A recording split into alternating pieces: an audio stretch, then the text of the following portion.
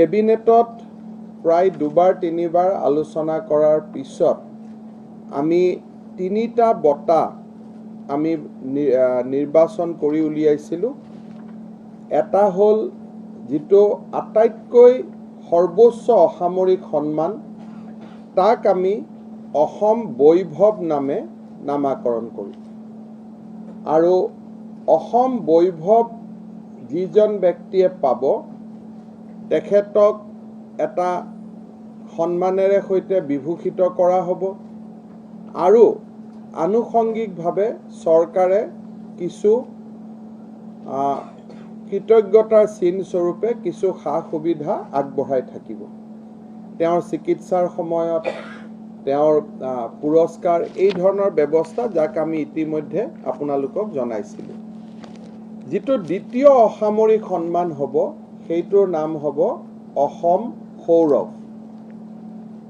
যিটো হায়েষ্ট হ'ব সেইটো অসম বৈভৱ, ছেকেণ্ডটো হ'ব অসম সৌৰভ। অসম সৌৰভ বঁটা সেই একেধৰণে আমি তিনিজন ব্যক্তিক দিয়াৰ আমাৰ কল্পনা আছিল। এইবাৰ অলপ বাঢ়িব, কিন্তু প্ৰত্যেক বছৰে তিনিগৰাকী ব্যক্তিয়ে অসম সৌৰভ বঁটা পোৱাৰ বাবে তেওঁলোকক নিৰ্বাচিত কৰা হ'ব। আৰু ফাইনেলি যিটো থাৰ্ড চিভিলিয়ান বঁটা হ'ব সেইটোৰ নাম হ'ব অসম গৌৰৱ।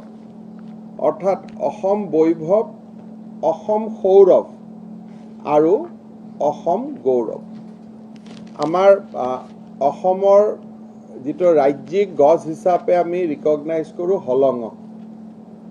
হলঙৰ পাতৰ ওপৰত অসমীয়া জাপিৰে এইটো অসম বৈভৱ আমি বঁটা আমি চিনাক্তকৰণ কৰিছোঁ।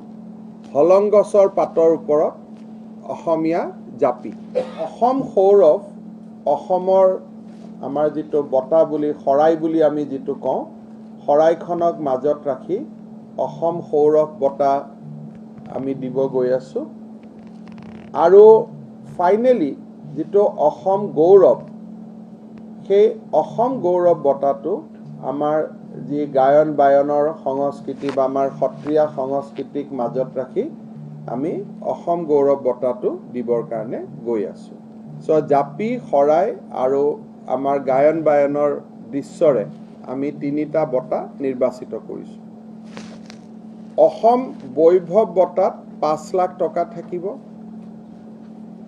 ব্যক্তিজনৰ শাৰীৰিক অসুস্থতাৰ সময়ত তেওঁলোকক চৰকাৰে বছৰি 2 লাখ টকালৈকে চিকিৎসা সাহায্য বা চিকিৎসাৰ ব্যৱস্থা কৰি দিব।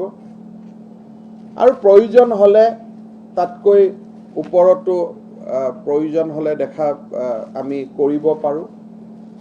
অসম সৌৰভৰ বঁটাৰ মূল্য বা বঁটাৰ মূল্য ঠিক নাথাকে, বঁটা হিচাপে 4 লাখ টকা আগবঢ়োৱা হ'ব। আৰু তেখেতৰো মেডিকেল ট্ৰিটমেণ্টৰ বাবে বছৰি 2 লাখ টকাতকৈ 2 লাখ টকালৈকে চৰকাৰে দায়িত্ব ল'ব ইন কেছ অফ হস্পিটেলাইজেশ্যন। আৰু অসম গৌৰৱতো 3 লাখ টকা পুৰস্কাৰ হিচাপে পাব আৰু তেখেতসকলৰ হস্পিটেলাইজেশ্যন আদিৰ খৰচ ৰাজ্য চৰকাৰে বহন কৰিব আপ টু ₹2 লাখ। যিবোলে মেডিকেলাইজ হৈছে, কোনোবা নাৰ্ছিং হোমত আছে, বছৰি ইমান টকা চৰকাৰৰ পৰা তেওঁলোকে পাব।